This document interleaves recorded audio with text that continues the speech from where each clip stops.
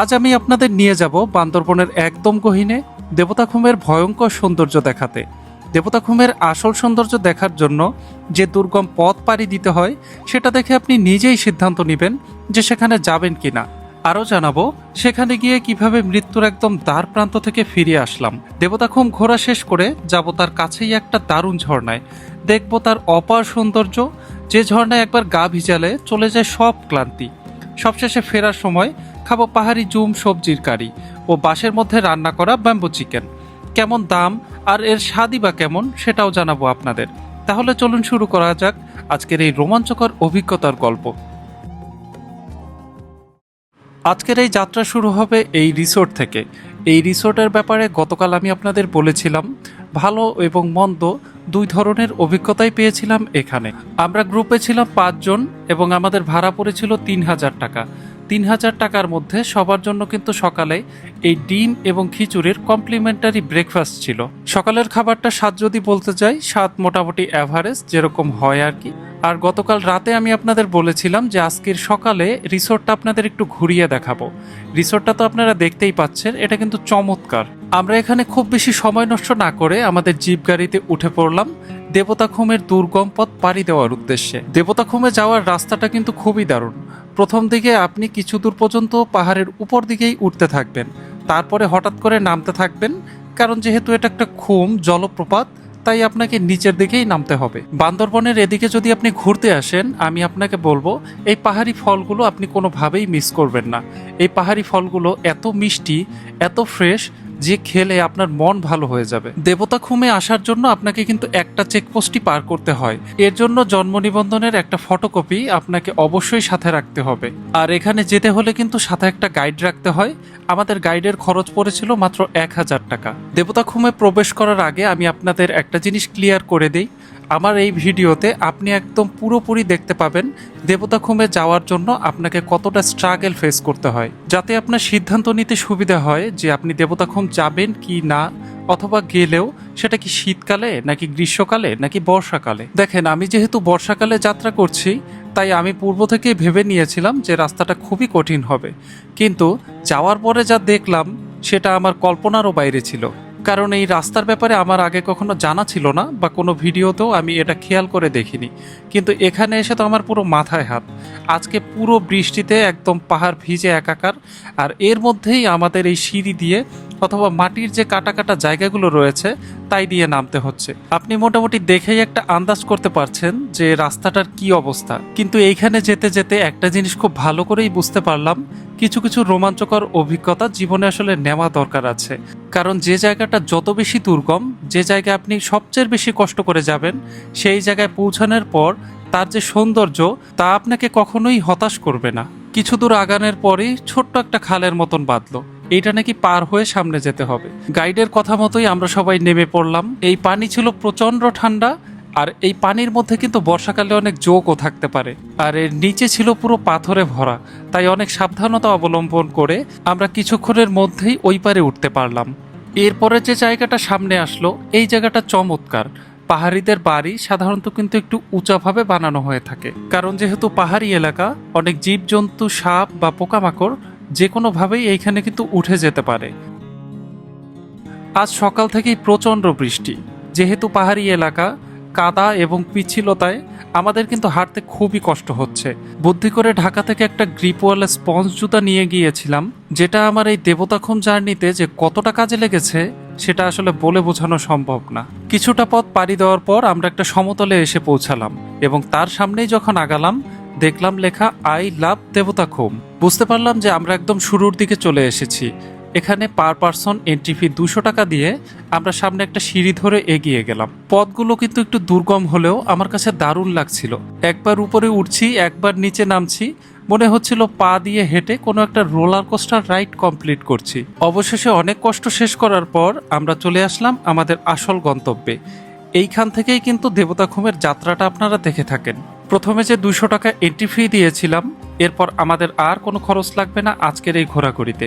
এই রাস্তাটার দিকে একটু ভালো করে দেখুন কি পরিমাণ সংকীর্ণ এবং পিচ্ছিল। তাহলে আপনি বুঝতেই পারছেন যে কতটা সতর্কতা অবলম্বন করে আজকের এই যাত্রাটা আমি সম্পূর্ণ করছি। আর একটু সামনে আগানোর পর আমরা প্রথম আমাদের নৌকার দর্শন পাই, আর এইখান থেকে গাইড এবং মাঝি আমাদের নৌকায় করে সামনের দিকে এগিয়ে নিয়ে যায়।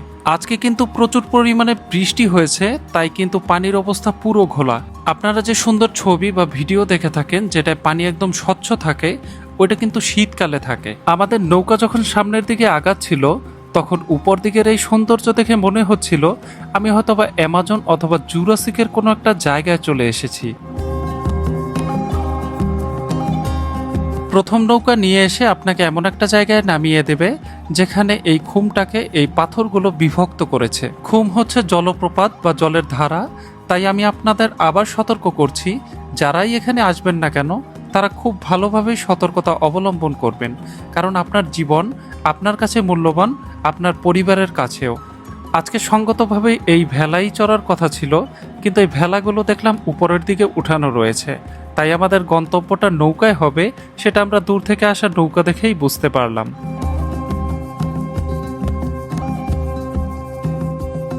এখন আমি আপনাদের দেবতাখুমের মধ্যে বসেই দেওয়া একটা ভয়েস ওভার শোনাবো, যেটা শুনলে আপনি বুঝতে পারবেন যে ওইখানে সৌন্দর্যটা আসলে কেমন।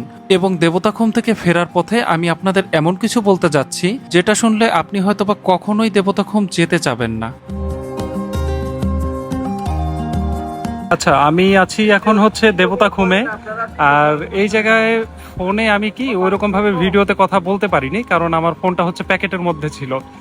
আর প্যাকেটের মধ্যে না থাকলে এখানে 70-80 ফিটের মধ্যে যদি ফোনটা পড়ে যায় সেক্ষেত্রে কিন্তু ফুটেজগুলা পাওয়া তো দূরের কথা, ফোনটা পাওয়াই কিন্তু অনেকটা দুষ্কর হয়ে যাবে। কিন্তু এই জায়গার যে সৌন্দর্য, আর মানে অসম্ভব সুন্দর এই জায়গাটা, তো আমি চিন্তা করলাম যে পরে হয়তো বা ভয়েস ওভার দিয়ে দিব, অথবা পরে এই কথাগুলো আপনাদের সাথে শেয়ার করব। এখানে আসলে একটা অন্যরকম আবহাওয়া তৈরি হয়। এটার মধ্যে খুব সম্ভবত মেঘ না কুয়াশা ঠিক বলতে পারছি না, কিন্তু অনেকটা ঠান্ডা কিন্তু এর মধ্যে। আর এর যে পানির স্রোত খুবই চমৎকার। যখন শীতকাল হয় তখন কিন্তু পানির পরিমাণটা কম থাকে, তাই পানিটা ক্লিয়ার থাকে, মানে আমরা ভিডিও অথবা ছবিতে যেগুলো দেখে থাকি। কিন্তু এখন কিন্তু পানিটা আপনার দেখতে একটু ঘোলা, কিন্তু এইখানের যে মানে সৌন্দর্য, এটাকে আসলে বর্ণনা করার ভাষা আমার নাই। এটা একটা ভৌতিক টাইপের সৌন্দর্যও বলতে পারেন, অথবা ভয়ঙ্কর সুন্দর সেটাও আপনি বলতে পারেন। যেরকম ভাবেই আপনি এটার বর্ণনা করতে যাবেন এটা আসলে কম হয়ে যাবে। অনেকটা পথ কষ্ট করে এসেছি, আর আমার কাছে ভালোই লেগেছে। হ্যাঁ, কষ্ট তো একটু হয়ই সৌন্দর্য দেখার তুলনায়, কিন্তু গন্তব্যের থেকেও যদি গন্তব্যের পথটা বেশি সুন্দর হয় সেই ক্ষেত্রে কিন্তু সেই বিষয়টা খুব একটা বেশি খারাপ না।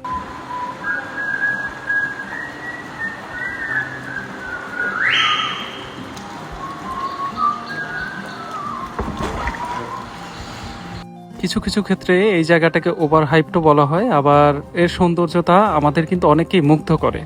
বাংলাদেশের মধ্যে এরকম একটা সুন্দর জায়গা দেখা হয়নি, এটা একটা আফসোস ছিল। আগেই হচ্ছে আমি ভিডিও বা ছবিগুলোতে দেখেছিলাম, কিন্তু এখন আসলে নিজ চোখে দেখে আমার খুবই দারুণ লাগতেছে। এবং আমি আশা করব আপনারা যেই আমার এই ভিডিও দেখছেন তারা এখানে আসবেন, এর সৌন্দর্য উপভোগ করবেন। আর এই ভয়েস ওভারটা কিন্তু আমি বাসায় বসে দিচ্ছি না, এটা দেবতাখুমের মধ্যে বসেই এই ভয়েস ওভারটা দেওয়া। দেবতাখুমের আসল জায়গা কিন্তু এইটুকুই। নৌকা বা ভেলা আপনি যেটাই করে আসেন না কেন এখানে, আপনাকে কিন্তু সর্বোচ্চ 2 মিনিটের মতন সময় দেওয়া হবে। এই সময়ের মধ্যে আপনি আপনার বন্ধুদের সাথে ছবি বা ভিডিও করে এখান থেকে চলে যাবেন। এই সময় স্বল্পতার ব্যাপারটা আমার কিন্তু খুবই চোখে লেগেছে। আবার এটাও ঠিক যে একটার পর একটা নৌকা যদি ওখানে যেয়ে ভিড় জমায় তাহলে কিন্তু বাকিরা সৌন্দর্য দেখা থেকে বঞ্চিত হবে। এবার আপনাদের সাথে একটা গুরুত্বপূর্ণ বিষয় নিয়ে আলোচনা করা যাক। ভিডিওর একদম প্রথমে বলেছিলাম যে এইখান থেকে মৃত্যুর হাত থেকে বেঁচে ফিরেছিলাম। বিষয়টা কি সেটা হয়তোবা আপনারা জানার জন্য অধীর আগ্রহে অপেক্ষা করছেন। আসলে বিষয়টা হয়েছে, আমরা যখন ফিরতি পথে আসছিলাম তখন হঠাৎ করেই শুনতে পেলাম উপর থেকে খসখস কিছু শব্দ হচ্ছে। মনে হচ্ছিল যে কিছু পড়ছে, যেটা হতে পারে সেটা মোটামুটি আন্দাজ করে আমরা কেউই উপরে না তাকিয়ে জাস্ট মাথায় হাত দিয়ে বসে রইলাম। প্রায় 2-3 সেকেন্ডের মতো সময়, এর মধ্যেই বড় বড় কিছু পাথর একদম আমাদের নৌকার সাইডে পড়ল। সৃষ্টিকর্তার অশেষ কৃপায় এই যাত্রায় বেঁচে ফিরলাম এবং তাকে ধন্যবাদ দিলাম যে এইখানে অনেক বড় দুর্ঘটনা ঘটতে পারত। এরকম অভিজ্ঞতার শিকার আর কেউ হয়েছেন কিনা তা আমি জানি না, কিন্তু এই অভিজ্ঞতা পাওয়ার পরে আমার মনে হয় না আমি আর কোনোদিন দেবতাখুম যাওয়ার সাহস করতে পারবো। তাই আপনারা যদি এখানে যাওয়ার প্ল্যান করে থাকেন অবশ্যই একটু সতর্ক থাকবেন। আর প্রকৃতির বিষয়ে আমাদের কারোরই কোনো হাত নেই, তাই বুঝে শুনে আপনি আপনার সিদ্ধান্ত নেবেন। ফেরার পথে আমরা কিন্তু উপরের রাস্তাটা ধরে যাইনি, পাশের যে ঝিরিপথ ছিল সেটা ধরে আমরা সবাই খুব সতর্কতার সাথেই আগাচ্ছি। আপনি চাইলে উপরের পথটা দিয়েও যেতে পারেন, সেটা হলে আপনার কষ্ট একটু বেশি হতে পারে, কিন্তু এই রোমাঞ্চকর অভিজ্ঞতা থেকে আপনি বঞ্চিত হবেন। এখন আমাদের গন্তব্য হচ্ছে এই দেবতাখুমের পাশেই অবস্থিত একটা সুন্দর ঝর্ণা, এবং সেইখানে যাওয়ার জন্য আমরা কিন্তু এই পথই বেছে নিয়েছি। একটা কথা বলতে কিন্তু আপনাদের ভুলে গিয়েছি, এখানে মোবাইলের নেটওয়ার্ক অনেক জায়গায় কাজ করে, আবার অনেক জায়গায় কাজ করে না। তাই শহরের ব্যস্ততা থেকে বিচ্ছিন্ন হয়ে কয়েক ঘন্টার জন্য প্রকৃতির সঙ্গে যদি কাটাতেই হয়, আপনি কিন্তু আপনার ফ্যামিলিকে জানিয়ে আসবেন।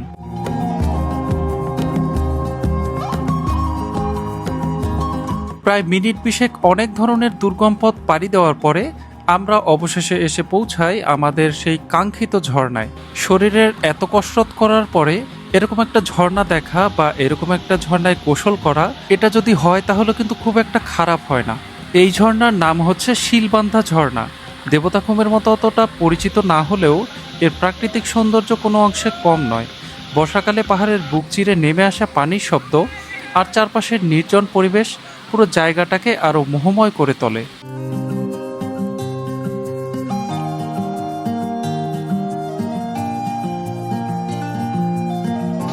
দূর থেকে ঝর্ণাটা যতটা সুন্দর লাগছিল, এর কাছে যাবার পর অনুভূতিটা ছিল তার চেয়েও অসাধারণ। বরফের মতন ঠান্ডা পানি শরীরে লাগতেই পথের ক্লান্তি সব যেন মুহূর্তে মিলিয়ে গেল। মনে হচ্ছিল প্রকৃতি যেন আমাদের জন্য একটা প্রাকৃতিক শাওয়ারের ব্যবস্থা করে রেখেছে।